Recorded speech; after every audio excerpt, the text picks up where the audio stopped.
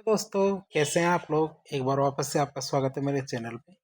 आज हम बात करेंगे इंडियन इकोनॉमिक्स के कई महत्वपूर्ण टॉपिकों के बारे में। हमने वैसे तो बात कर ली है और इसी सीरीज में हम आगे बढ़ रहे हैं इंडियन इकोनॉमिक्स की। तो आज हम बात करेंगे औद्योगिक क्षेत्र से संबंधित बहुत सारी योजनाओं के बारे में, लेकिन हम ये एक एक करके वीडियो बनाएंगे ताकि ये वीडियो ज़्यादा लंबे ना हो और आपको अलग अलग समझ विकसित हो।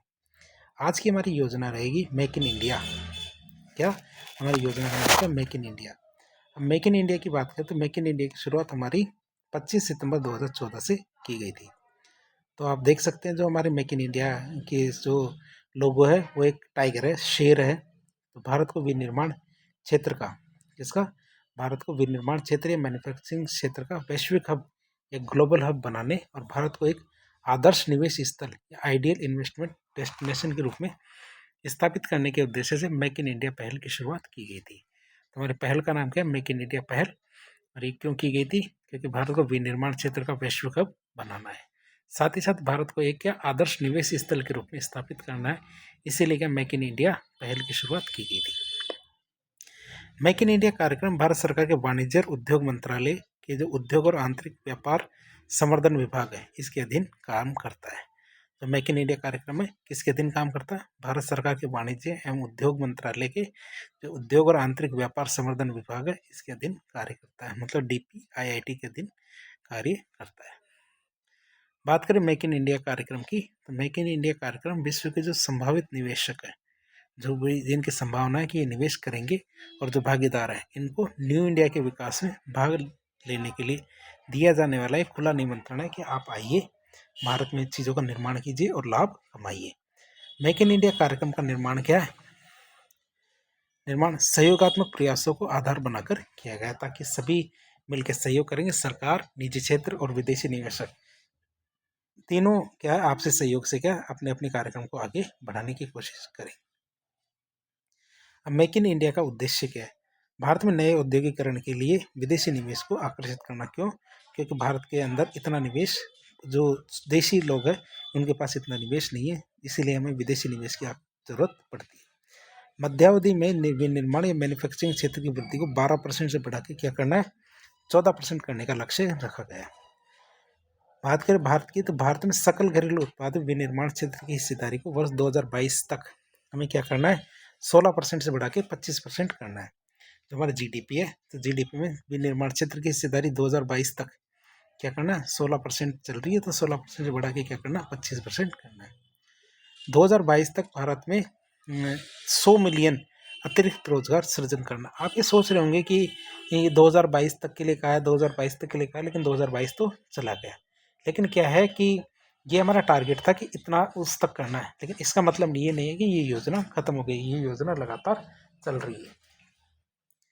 लेकिन बात करें भारत में निर्यात की, तो भारत में निर्यात विकास को बढ़ावा देना है। भारत में क्या करना है? निर्यात आधारित जो विकास है इसको बढ़ावा देना है। निवेश को सुविधाजनक बनाना है। क्या करना है? निवेश को सुविधाजनक बनाना है। नव प्रयोग को बढ़ावा देना है। किसको?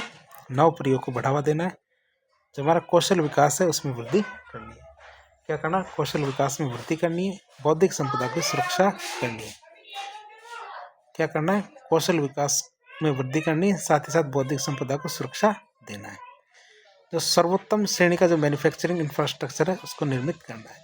अब बात करेंगे हम मेक इन इंडिया के 4 स्तंभों की। मेक इंडिया पहल के लिए 4 स्तंभों पर आधारित है। मेक इन इंडिया पहल क्या है? 4 स्तंभों पर आधारित है। मेक इन इंडिया पहल के 4 स्तंभों को भारत में उद्यमिता को बढ़ावा देने के लिए चिन्हित किया गया। तो मेक इन इंडिया पहल है, उसके जो 4 स्तंभ है उसमें भारत उसको क्या है? भारत में उद्यमिता को बढ़ावा देने के लिए बनाए गए।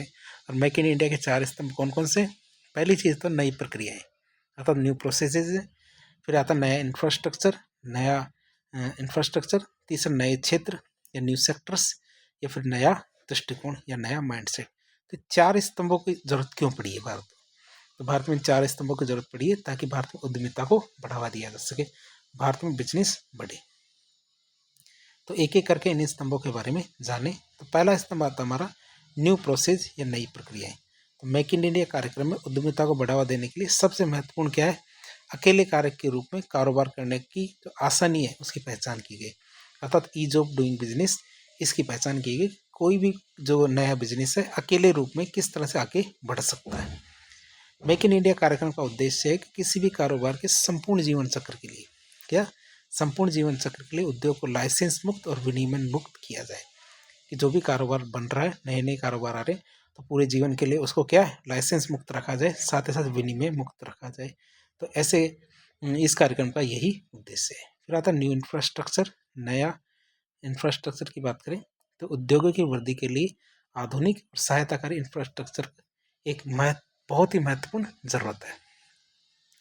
भारत सरकार का इरादा क्या है? भारत सरकार का इरादा आधुनिक और हाई स्पीड संचार, एकीकृत लॉजिस्टिक व्यवस्था के साथ आधुनिकतम टेक्नोलॉजी पर आधारित इंफ्रास्ट्रक्चर उपलब्ध कराने के लिए औद्योगिक कॉरिडोर और स्मार्ट सिटीज विकसित करने का है। भारत सरकार का इरादा क्या है कि जो हमारे आधुनिक हाई स्पीड संचार है, एकीकृत लॉजिस्टिक्स व्यवस्था है, इसके साथ क्या करना, आधुनिकतम टेक्नोलॉजी पर आधारित इंफ्रास्ट्रक्चर उपलब्ध कराने के लिए हमारे औद्योगिक कॉरिडोर और स्मार्ट सिटीज क्या करनी, विकसित करनी है। साथ ही साथ हमारे जो इंडस्ट्रियल क्लस्टर्स है उसमें इंफ्रास्ट्रक्चर और अपग्रेडेशन, इनके जरिए भारत में मौजूदा इंफ्रास्ट्रक्चर को मजबूत करना है। तेज गति की जो हमारे रजिस्ट्रेशन प्रणाली है उसके जरिए भारत में नवप्रयोग और अनुसंधान कार्यकलापों को समर्थन दिया जाएगा। क्या किया जाएगा? तो तेज गति की जो रजिस्ट्रेशन प्रणाली है हमारी, उनके जरिए भारत में नवप्रयोग और अनुसंधान कार्यकलापों को समर्थन दिया जाएगा। तीसरा स्तंभ आता है हमारा कौन सा? नए क्षेत्र या न्यू सेक्टर्स। तो मेक इन इंडिया कार्यक्रम के तहत मैन्युफैक्चरिंग, इंफ्रास्ट्रक्चर और सेवा के क्षेत्र में 25 क्षेत्रों को चिन्हित किया गया है। कितने? 25 क्षेत्रों को चिन्हित किया गया है न्यू सेक्टर्स में। और बात करें मेक इन इंडिया की, तो मेक इन इंडिया कार्यक्रम के तहत रक्षा उत्पादन, निर्माण और रेलवे इंफ्रास्ट्रक्चर, क्या रक्षा उत्पादन, निर्माण, रेलवे इंफ्रास्ट्रक्चर में भारी पैमाने पर एफडीआई खोल दिया गया है कि आइए हमारे देश में इन्वेस्ट कीजिए और जो लाभ है वो कमा के जाइए। तो ये बहुत बड़ा मौका है बस सभी के लिए, तो आप कर सकते हैं। तो ये इसीलिए काफ़ी ज़्यादा इन्वेस्टमेंट भारत में आया है। मेक इन इंडिया कार्यक्रम के तहत भारत सरकार के द्वारा उद्योगों के साथ इंटरेक्ट करने के तरीके में आमूलचूल परिवर्तन लाना चाहती है, नए दृष्टिकोण के जरिए, नए माइंडसेट के साथ। तो मेक इन इंडिया कार्यक्रम के तहत भारत सरकार देश के आर्थिक विकास में उद्योगों के साथ साझेदारी करेगी। क्या करेगी? उद्योगों के साथ साझेदारी करेगी। मेक इन इंडिया कार्यक्रम के तहत भारत सरकार का नजरिया एक सहायता करने का होगा, न कि विनियामक के रूप में। तो आज के लेक्चर में हमने मेक इन इंडिया कार्यक्रम की सभी चीज़ों को देखा, कौन कौन से स्तंभ है उसके बारे में देखा। ये हमारी एक योजना थी जो हमारे औद्योगिक क्षेत्र से संबंध रखती थी और भारत के निर्माण में काफ़ी ज़्यादा ये अपना योगदान दे रही है। तो इस तरह के इन्फॉर्मेटिव वीडियो देखने के लिए हमारे चैनल से जुड़े रहें। वीडियो यदि पसंद आता है तो वीडियो को लाइक करें, चैनल को सब्सक्राइब करें यदि आप नए हैं तो। और यदि आपके दोस्तों के साथ आपने ये शेयर नहीं किया तो दोस्तों के साथ शेयर करें, क्योंकि अच्छी जानकारियाँ सभी को मिलनी चाहिए। धन्यवाद।